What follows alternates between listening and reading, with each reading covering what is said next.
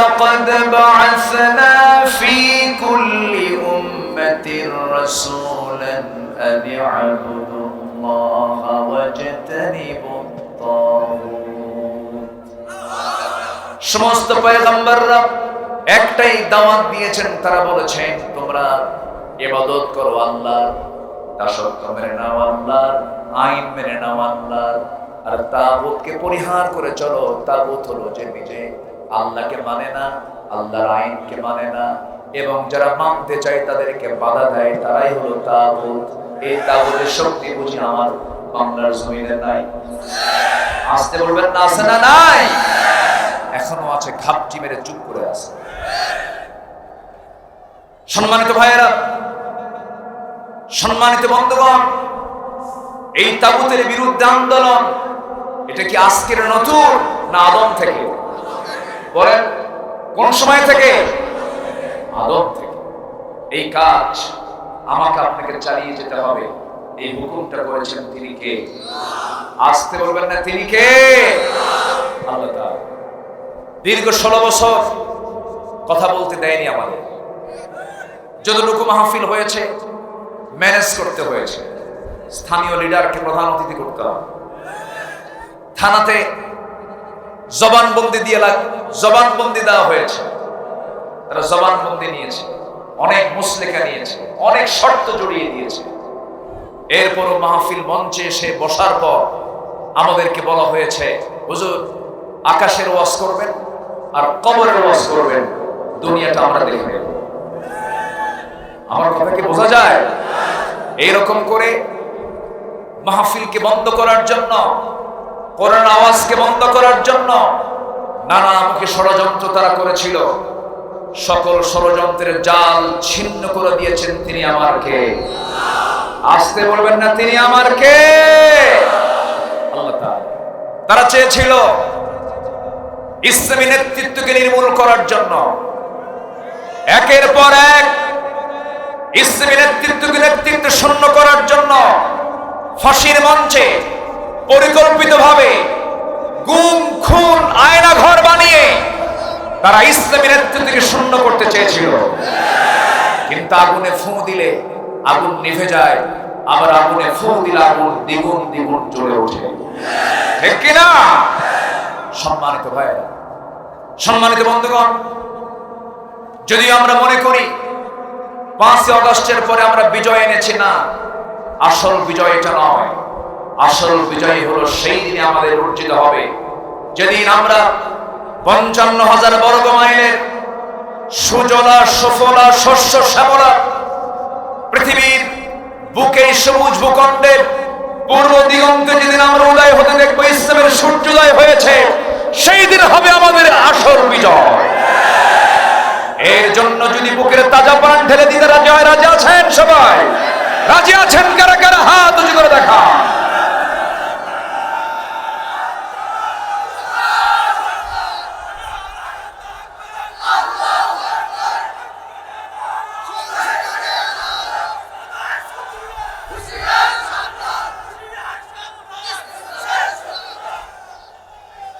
আল্লাহ কবুল করুন, জোরে বলি আমিন। এখন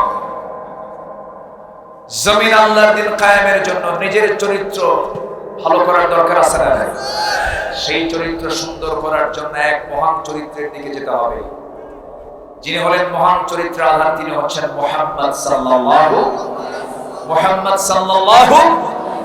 আল্লাহর ওয়াদা, চরিত্র যদি সুন্দর করতে পারো আমি তোমার হাতে নিজে খেলাফতের দায়িত্ব দিয়ে দিব। কার কথা এটা? আল্লাহ রাব্বুল আলামিন বলেন, ওয়া'দাল্লাহু আল্লাযীনা আমানু মিনকুম ওয়া আমিলুস সালিহাত লা ইস্তাখলিফান্নাহুম ফিল আরদ। জোরে বলুন আল্লাহু আকবার। আল্লাহ ওয়াদা করছেন, তোমরা যদি ভালো করে শিরক মুক্তিমান আনতে পারো আর নেক আমল যদি করতে পারো, আমি আল্লাহ নিজে তোমাদের হাতে খেলাফত তুলে দেব। এটা কার ওয়াদা? তাহলে আমাদের কিছু গ্যাপ, কিছু শূন্যতা আছে না নাই? আসতে বলবেন না, আছে না নাই? তবে হ্যাঁ, আমার মন বলে এই জমিন আল্লাহর দিন কায়েম হবে। জোরে বলি ইনশাআল্লাহ। একটা মুস্কি হাসি মেরেছিলেন মৃত্যুর একদিন আগে, গধূলি বেলা বিকাল বেলা, যখন তাকে জেলখানা থেকে পরিকল্পিতভাবে হত্যার ঘৃণ্য চক্রান্ত মাথায় নিয়ে যখন তাকে হসপিটালে ঢুকাবে, তার আগ দিয়ে উনি একটা মুস্কি হাসি মেরেছিলেন। সেই মুস্কির হাসির ফলাফল আজকে আমরা উপলব্ধি করছি, ঠিক কিনা? এবং আল্লামা সাঈদীর নাম যেহেতু আসলোই, যে পুলিশ তাকে জেলখানা থেকে বের করেছে, যে জেল সুপার তাকে জেলখানা থেকে বের করে দিয়েছেন চিকিৎসার নামে, এবং যে হসপিটালে যে সমস্ত মেডিকেল ডাক্তারদের তত্ত্বাবধানে তার চিকিৎসার পরিকল্পনা করে ঘৃণ্য চিন্তা মাথায় নিয়ে তাকে যে হত্যা করা হয়েছে বিষ প্রয়োগে, এই সব চক্রকে অবিলম্বে গ্রেফতার করতে হবে। এমতের পক্ষে রাজি আছেন কারা কারা?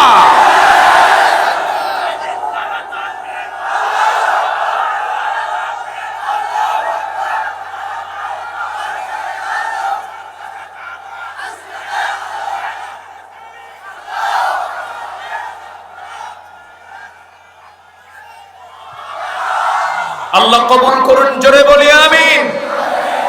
সম্মানিত ভাইয়েরা, আমার জীবনে প্রথম হজ ছিল হলো 2009 সাল। সেই 2009 সালে এদেশের কিংবদন্তি জামানার মুজাদ্দিদ আল্লামা সাঈদ রাহিমাহুল্লাহর জীবনের শেষ হজ ছিল 2009 সাল। আল্লাহ পাক একই বছর হজ করার তৌফিক দিয়েছেন। ওনাকে প্রশ্ন করা হয়েছিল, মুহতারাম, দেশে ট্রাইব্যুনাল গঠন হচ্ছে, আপনার না গেলেই ভালো হয়। উনি বললেন, আমার দেশের, আমার দলের দ্বীন ইসলামের কর্মীরা জেল খাটবে, আমি তার নেতা হয়ে আরামে বিদেশে থাকবো, এই চরিত্র রাসূলুল্লাহ আমাকে শিখান নাই। তিনি বললেন, না, আমাকে যেতেই হবে। ষড়যন্ত্র করা হচ্ছে, এরপরেও তিনি বুক উঁচু করে দেশের মাটিতে তিনি প্রবেশ করেছেন। উনি জানতেন আমাকে গ্রেফতার করা হবে, মামলা হবে, এরপরও তিনি দেশ ছাড়েন নাই। দেশপ্রেম আমাদের কি বুঝায় না? যারা পালিয়ে দিল্লি যায় তাদের মধ্যে দেশপ্রেম নয়। সম্মানিত ভাইরা, আলেমরা পালায়, আলেমরা পালায়,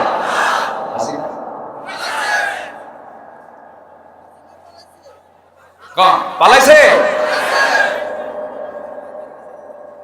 সম্মানিত ভাইরা, সম্মানিত বন্ধুগণ, ময়দানে যারা আছেন, দেশে যারা আছেন, কোন দল করেন জানি না, যে দলের নেতা আপনাকে বিপদে ফেলে দৌড় মারে, এটা কোনোদিন প্রকৃত দল হতে পারে না।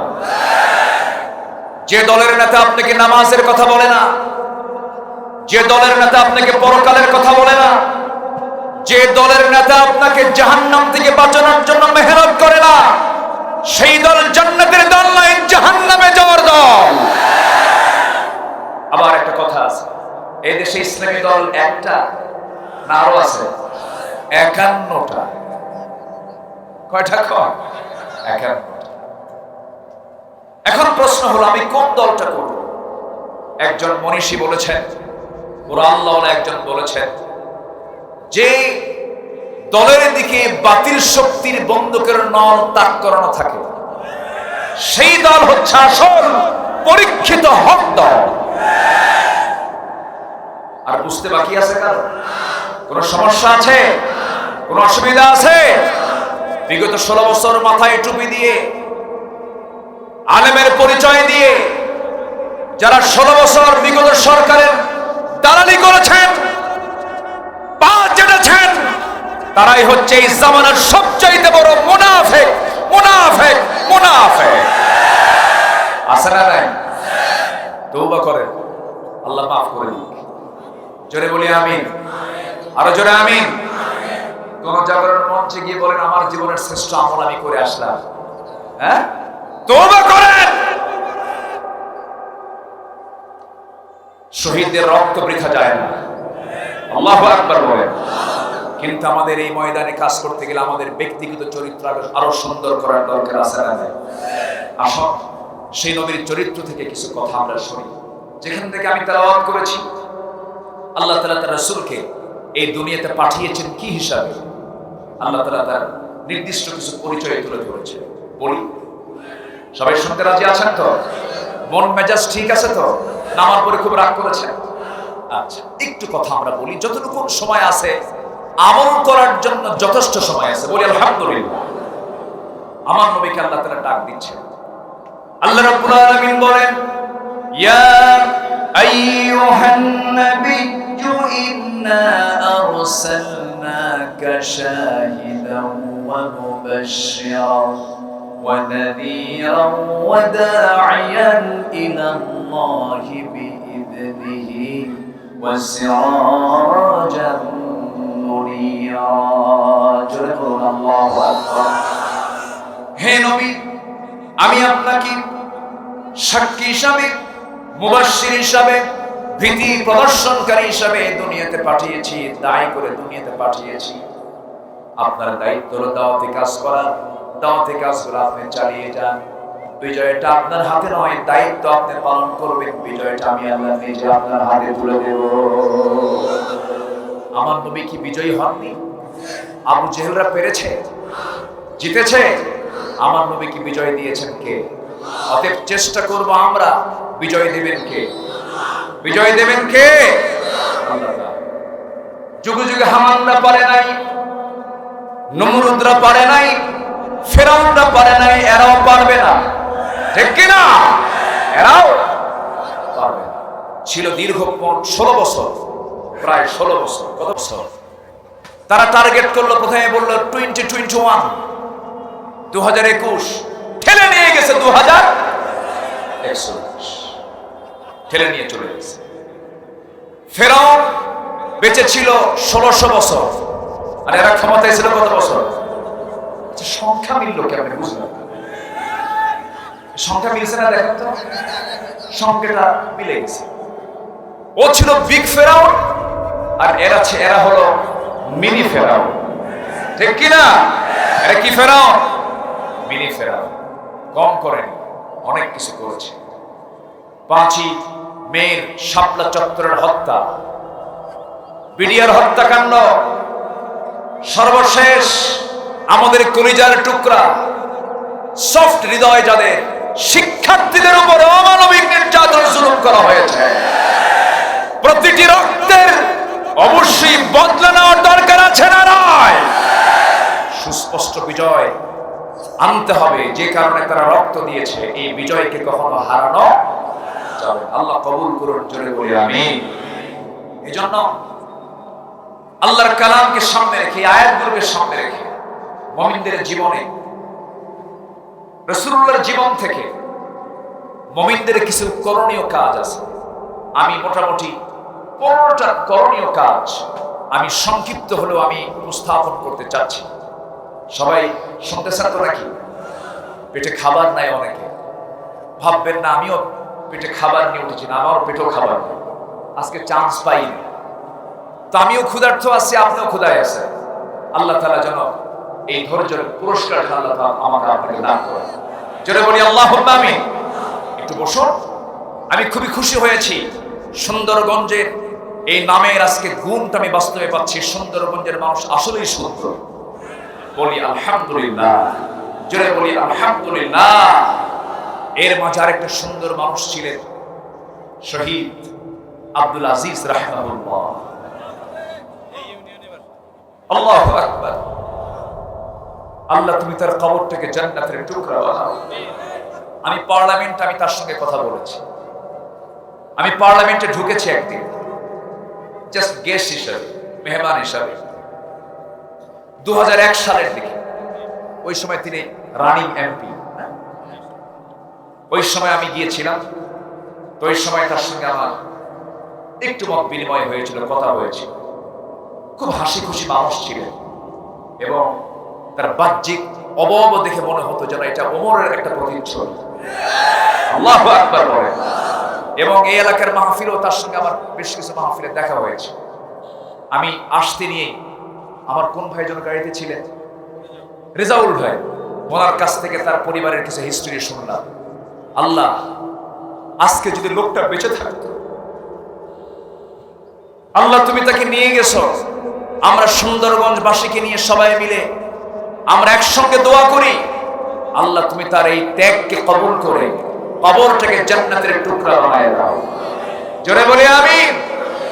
আমাদেরকে গালি দিয়েছে যুদ্ধাপরাধী, মৌলবাদী, সন্ত্রাসী, দেশদ্রোহী, জঙ্গিবাদী, বিভিন্ন গালি দিয়ে এই গালি জনগণ গ্রহণ করেনি। তার বড় প্রমাণ হলো 5ই আগস্ট, ঠিক কিনা বলেন?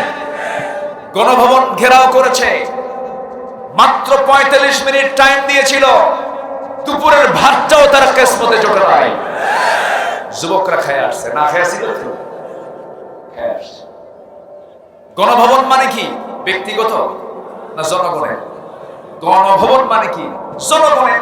5ই আগস্ট সেই দিন বিকালটা ছিল প্রকৃত নামের সঙ্গে একদম মিলে গেছে। সেদিন একমাত্র সেই দিনটাই হয়েছিল প্রকৃত গণভবন। আলহামদুলিল্লাহ, জোরে বলি আলহামদুলিল্লাহ। আমার দেশ সম্ভাবনাময়। সেই দিন থেকে নিয়ে 12 আগস্ট পর্যন্ত 7 থেকে 8 দিন কোন থানায় পুলিশ ছিল না, কোন ইমিগ্রেশনে পুলিশ ছিল। আমি মালয়েশিয়া গিয়েছিলাম, ইমিগ্রেশনও পুলিশ নাই, ড্রেসই নাই। এই 7টা 8টা দিন 10টা দিন এদেশের জনগণ দেশকে শাসন করেছে, কোনো চুরি হয়নি।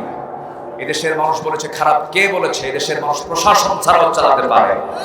বলি আলহামদুলিল্লাহ, জোরে বলি আলহামদুলিল্লাহ।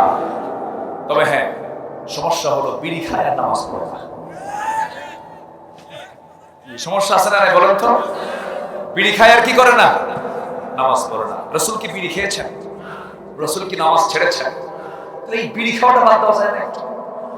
আমিরে জামাত বলেছেন, বিড়ি খাওয়ার ব্যাপারে শক্ত কথা বলেছেন। কেন আমরা এই নেশার দিকে যাব? প্রথমে টান হয়, এরপরে ঢালাঢালি হয়। প্রথমে টানাটানি, এরপরে ঢালাঢালি। সকল নেশার মূল শুরু হয় হলো টানাটানি দিয়ে। সকল নেশা থেকে আল্লাহ তাআলা আমাদের এই জাতিকে হেফাজত করুন। নামাজ পড়ে না। আমার দেশে মুসলমান বেশি না নামাজি বেশি? ভালো করে প্রশ্ন কিন্তু খুব গ্রামার দেখ প্রশ্ন করছে। মুসলমান বেশি না নামাজি বেশি? বলেন। তাহলে আমাদের কি হওয়া দরকার? নামাজি মুসলমান। বলেন কি বলেন, কি মুসলমান হওয়া দরকার? তাহলে আমাদের অপূর্ণতা আছে না নাই? সম্মানিত ভাইয়েরা, নামাজ যদি একজন মুসলমান না পড়ে, তারে দিয়ে আর কি হবে বলেন তো? নামাজ তো পড়তে হবে। কয় ওয়াক্ত নামাজ? আসতে বলবেন না, কয় ওয়াক্ত নামাজ? একা না জামাতে? একটা আদর্শ গ্রামের বৈশিষ্ট্য হলো সেই গ্রামের মসজিদে জোহরের ওয়াক্তের চাইতে ফজরের ওয়াক্তে মুসল্লির সংখ্যা বেশি থাকবে। ফজরে কি মুসল্লি খুঁজে পাওয়া যায়?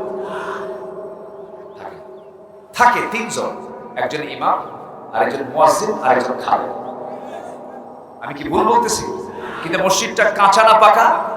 বলেন কাঁচা না পাকা? নন এসি না এসি? কিন্তু মুসল্লি না। আমার বন্ধুগণ, এইরকম চরিত্র নিয়ে আল্লাহ তাআলা আমার হাতে ক্ষমতা দিবেন না, খেলাফত দিবেন না। খেলাফত পাওয়ার জন্য, নেতৃত্ব পাওয়ার জন্য আগে গুণটা অর্জন করতে হবে। যেমন আমার নবীজি সে সমস্ত গুণসম্পন্ন লোক তৈরি করেছিলেন, একটা টিম গঠন করেছিলেন, এত সুন্দর রাষ্ট্র তিনি গড়েছিলেন। তিনি বলেছেন সানা থেকে আজরামন পর্যন্ত এমন একটা সময় আসবে, টেকনাফ থেকে তেতুলে যেমন আমরা বলি, সুন্দরবন থেকে বান্দরবন বলি, রাসূল বলেছেন সানা থেকে আজরামন পর্যন্ত একজন সুন্দরী বংশীয় একজন নারী, সুন্দরী নারী তার সৌন্দর্যের পসরা নিয়ে গভীর রাত্রিতে একাকিনী নিঃসন্দেহে যাবে। কোন একটা পুরুষ তার দিকে তাকানোর সাহস পাবে না, একমাত্র আল্লাহর ভয়ে। কার ভয়ে বলে? জাতিকে দেখাতে হবে প্রশাসনের ভয় না আল্লাহর ভয়। আসতে বলবেন না, কার ভয়? আমরা ভয়টা করব কার? দেশ ভালো হয়ে যাবে। দেশের মানুষকে আল্লাহওয়ালা হতে হবে। সবাই সবার জায়গায় দায়িত্বশীল হতে হবে। প্রত্যেকটা জায়গায় তাকে দায়িত্ব পালন করতে হবে। মিথ্যার কাছে যাওয়া যাবে না, ঠকানো যাবে না, গীবত শিকায়েত করা যাবে না, বাজে কোনো কথা বলা যাবে না। রাসূল বলেছেন, মান আযমানু লি মা বাইনা লিহইয়াইহি ওয়া মা বাইনা রিজলাইহি আযমানা লাহুল জান্নাহ। যে ব্যক্তি জিহ্বাকে এবং লজ্জাস্থান এই দুইটা অঙ্গকে যে বান্দা নিয়ন্ত্রণ করবে, এটার যে হেফাজত করবে, আমি রাসূল নিজে তার জন্য বেহেশতের জামিন হয়ে যাব। আমার বন্ধুগণ, চরিত্রকে সুন্দর করতে হবে। সবার আগে আল্লাহ রাব্বুল আলামিন অন্য আয়াতে বলছেন, ইন্নাল্লাহা লা ইউগাইয়িরু মা বিকওমিন হাত্তা ইউগাইয়িরু মা বিআনফুসিহিম। আল্লাহ তাআলা সেই জাতির কখনো পরিবর্তন করেন না যে জাতি নিজে পরিবর্তিত না হয়।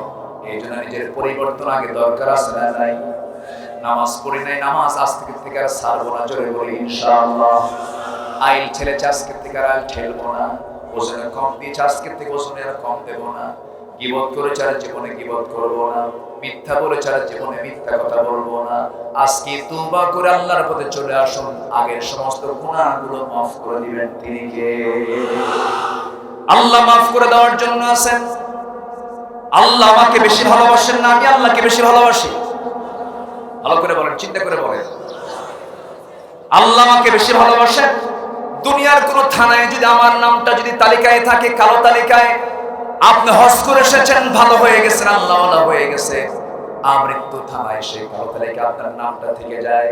কিন্তু আল্লাহ বলছেন, বান্দারে তুই যদি ইখলাসের সাথে তওবা করে যদি আমার পথে তওবা করে আসিস, তোর নামটা জাহান্নামের তালিকা থেকে বাদ দিয়ে তোর নামটা আমি আল্লাহ জান্নাতের তালিকায় তুলে দেই। আমার বন্ধুগণ, নবীজির অনুকরণীয় 15টা আদর্শ। কয়টা আদর্শ বলে? 15টা। একটাও কি বলছি নাকি? এখন বলেন কেন নুরু ওয়াজ কি শেষ না শুরু? সময় তো অল্প, একটু অল্প অল্প করে বলছি। এত সুন্দর মানুষ হয় ভাইজান, আমি তো খুব অবাক হয়ে যাচ্ছি। একটা মানুষের কোনো নড়াচড়া নাই। বলি আলহামদুলিল্লাহ, জোরে বলি আলহামদুলিল্লাহ।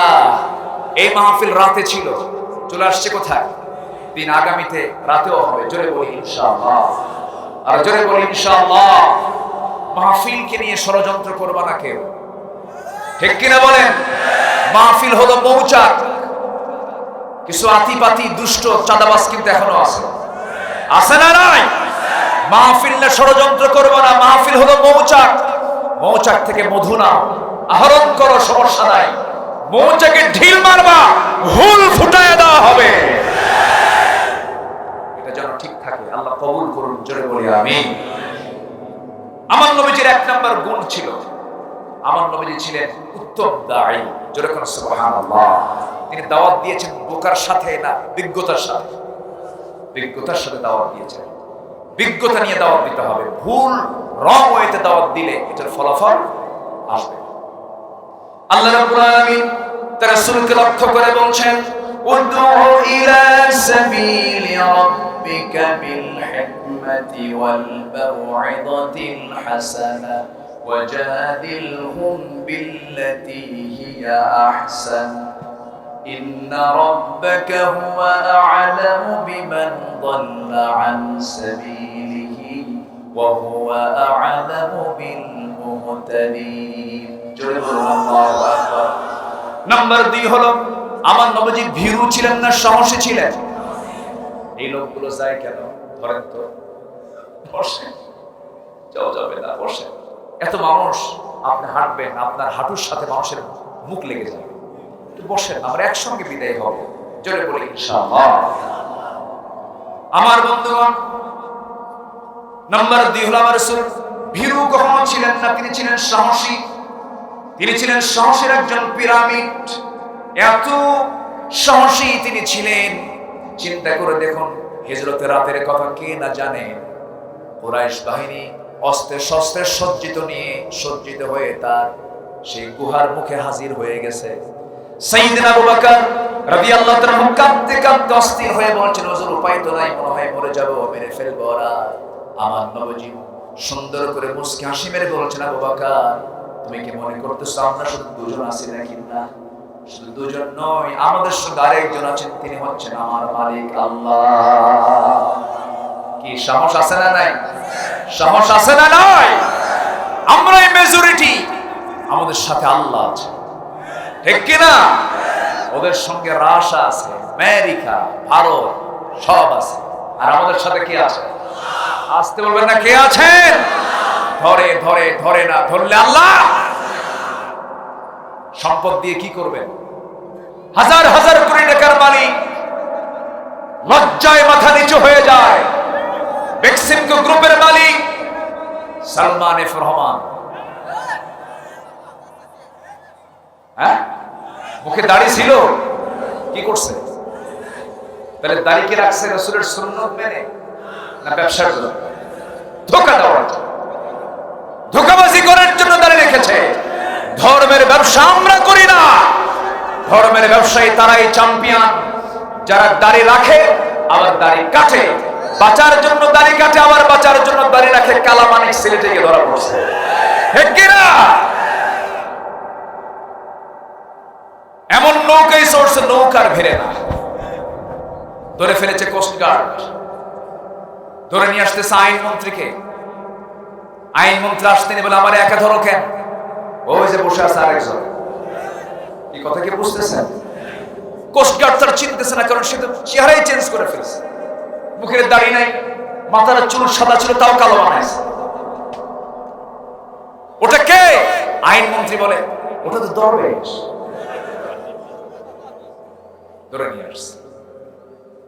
সম্পদ দিয়ে কি করবে? সম্মান দেওয়ার মালিককে। আসতে বলেন, সম্মান দেওয়ার মালিককে। হকের পক্ষে টিকে থাকবো, বুক উঁচু করে সামনে গিয়ে যাব, পিঠ দেখাবো না আমরা। আল্লাহ কবুল করুন, জোরে বলে আমিন। ভীরু হব না, সাহসী হব। ভয় কি তোমার সঙ্গে খোদা, মনের কাবায় কোরআন বাঁধা, মরেলে শহীদ বাঁচলে গাজী, কে বা তোমায় দেয় ফাঁকি। চলো চলো চলো মুজাহিদ, পথে যে এখনো বাকি। ভোলো ভোলো ব্যথা ভোলো, মুছে ফেলো ওই আখি। আল্লাহু আকবার। আমাদের কোনো বিশ্রাম নেই যতক্ষণ না পর্যন্ত জমিন আল্লাহর দ্বীন কায়েম না হবে। আল্লাহ কবুল করুন, সাহসী হওয়ার তৌফিক দান করুন, জোরে বলি আমিন। নাম্বার 3, ধৈর্য ধারণ।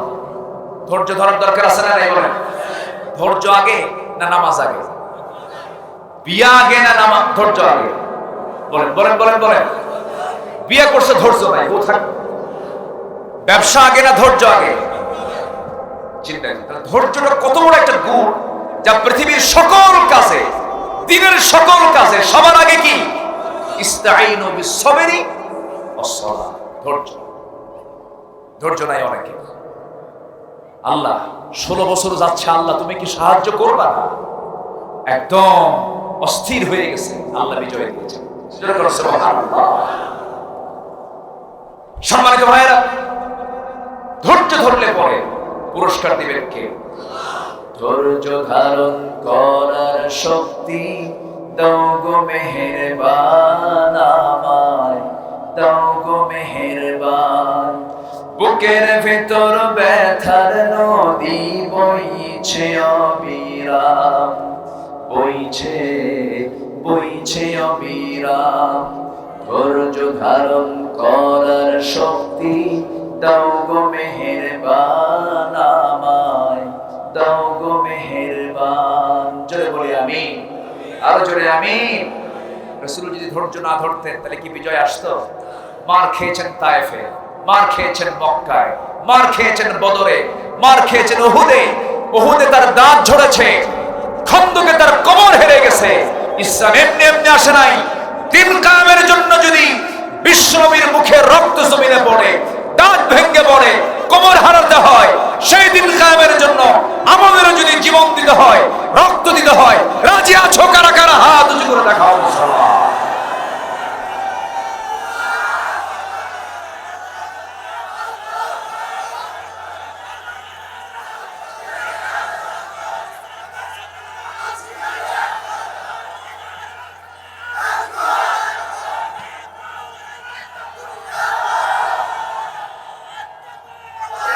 আল্লাহ কবুল করুন, জোরে বলে আমিন, আরো জোরে আমিন। তাহলে আমরা ভীরু না সাহসী, মেজাজহীন না ধৈর্য? ধৈর্য। নাম্বার 4, আমাদের চরিত্র হতে হবে অসুন্দর না সুন্দর? আমার নবীর চরিত্র কেমন ছিল? সুন্দর। আল্লাহ রাব্বুল আলামিন বলেন, নুন ওয়াল কলমি ওয়া মা ইয়াসতুরুনা মা আনতা বিনি'মাতি রাব্বিকা বিমাজনুন ওয়া ইন্না লাকা লাআজরান খায়রা মামনুন ওয়া ইন্নাকা লাআলা খুলুকিন আযীম। জোরে বলুন আল্লাহু আকবার। কি চরিত্র তার ছিল! ঘরে ঢুকতেন, স্বামী হয়ে যেতেন, আদর্শ স্বামী। নাতির সামনে দাঁড়াতেন, আদর্শ নানা হয়ে যেতেন। সন্তানদের সামনে দাঁড়াতেন, আদর্শ বাবা হয়ে যেতেন। নামাজে দাঁড়াতেন, ইমাম হয়ে যেতেন। যুদ্ধে যেতেন, সেনাপতি হয়ে যেতেন। ব্যবসার কাজে বসেছেন, ব্যবসায়ী হয়ে যেতেন। শ্রমিকের কাজ করছেন, যখন শ্রমিকদের লিডার হয়ে যেতেন। এমন কোনো দিক নাই, বিবেক নাই যা তার মধ্যে অভাব ছিল। আমার নবীর বউ ছিল একটা না একাধিক। আমার রাসূলকে বিয়ে করার অর্ডার দিয়েছেন কে? বলেন, কে অর্ডার দিয়েছেন?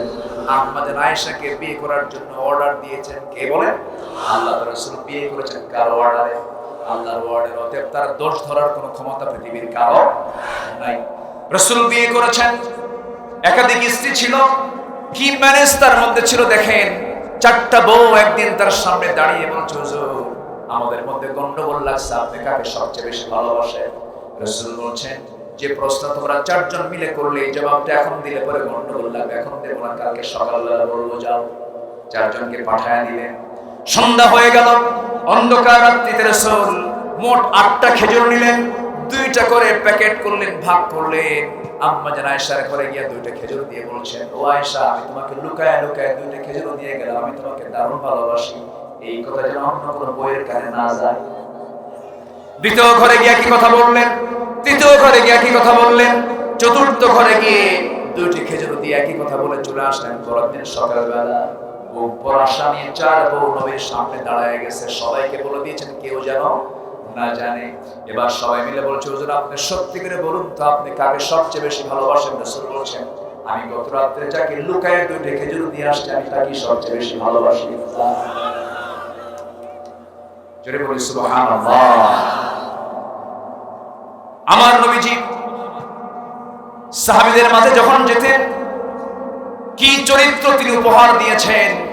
বউ ছেড়ে, সন্তান ছেড়ে, সব ছেড়ে নবীর সামনে সাহাবীরা বসে থাকতেন। আল্লাহু আকবার। সাইয়েদনা আবু বকর বলেন, ইয়া রাসূলুল্লাহ, আমার কাছে 3টা জিনিস প্রিয়, আপনার দিকে তাকায় থাকা, আপনার সামনে বসে থাকা, আপনার জন্য সমস্ত সম্পদ খরচ করা। আমার নবীজি কি ভালোবাসা দিয়েছেন তাদেরকে, কি মহব্বত দিয়েছেন। ছোট্ট ছোট্ট বাচ্চাদেরকে সময় দিতেন। সাইয়েদনা হুসাইন রাদিয়াল্লাহু তাআলা আনহুর নাম সবাই শুনেছেন, নবীর কি হয়? নাতি হয়। আরে নবীজি ঘন্টার পরে ঘন্টা সময় দিতেন। মাঝে মাঝে আম্মা জান আয়েশা বলতেন, আরে আমরা যে চোখের সামনে দেখতে পাই, আমার মনে হয় আমি আয়েশার চাইতে আর রাসূল তার নাতি হুসাইনকে বেশি সময় দেন। সুবহানাল্লাহ। আমার নবীজি সাহাবায়ে কেরামকে নিয়ে আলোচনা করছিলেন। মসজিদে নববীর ভিতরে দরজার কাছে এসে এক সাহাবীকে বলছে, ও চাচা, আমাকে দরজা খুলে দাও, আমি নবীর সঙ্গে দেখা করব, নানার সঙ্গে দেখা করব। সাহাবী বলছেন, না, তোমাকে এখন যেতে দেব না, রাসূল গুরুত্বপূর্ণ আলোচনায় ব্যস্ত আছেন। কেন আমি যাব না, যেতে দেওয়া যাবে না। চোখটা বড় বানাইয়া বলছে, ও চাচা, তোমরা যে নবীজির কথা বসে বসে শোনো, সেই নবীর চাইতে কিন্তু আমি হুসাইন 1000 গুণে বড় আছি। সুবহানাল্লাহ। এই কথা বলা মাত্রই ওই সাহাবী ভয় পেয়ে গেলেন।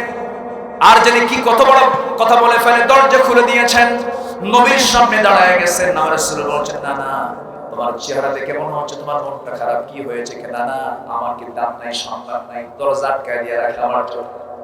আমার কি সম্মান নাই, আমার কি দাম নাই? অবশ্যই না, তোমার দাম আছে। না না, আজকে আমি বেশি সময় তোমাকে দেব না, তবে আমি তোমাকে 3টা প্রশ্ন করে বিদায় নিয়ে নেব। না না, আমি তোমার চাইতে অনেক গুণে বড় আছি। রাসূল বলেন, কেমনে বড়? আমি তোমার নানা হই, বয়সও বড়, আমি আল্লাহর নবী, তুমি আমার চেয়ে কেমনে বড় হও? এবার বলছেন, নানা জি, আপনি যে আমার চাইতে ছোট হবে, আমি কিছু কারণ বুঝাই দেব, আমি আপনার চাইতে বড় হব। কি কারণ বলো নানা, কি প্রশ্ন বলো নানা? নানা প্রশ্নগুলো করব, কিন্তু শর্ত হলো সব সাহাবীকে ডাকো। সব সাহাবীকে ডেকে আনা হলো। এবার বলছেন নানা, আমি তোমার কোন জায়গায় বসতে বেশি পছন্দ করি? বুক। শুয়ে পড়ো। রাসূলকে শোয়া দিলেন, লাভ মেরে গিয়ে নবীর বুকের উপরে বসে বলছেন, নানা তিনটা প্রশ্ন করব, সবাইকে সাক্ষী রেখে তুমি শুধু জবাবটা দিবা।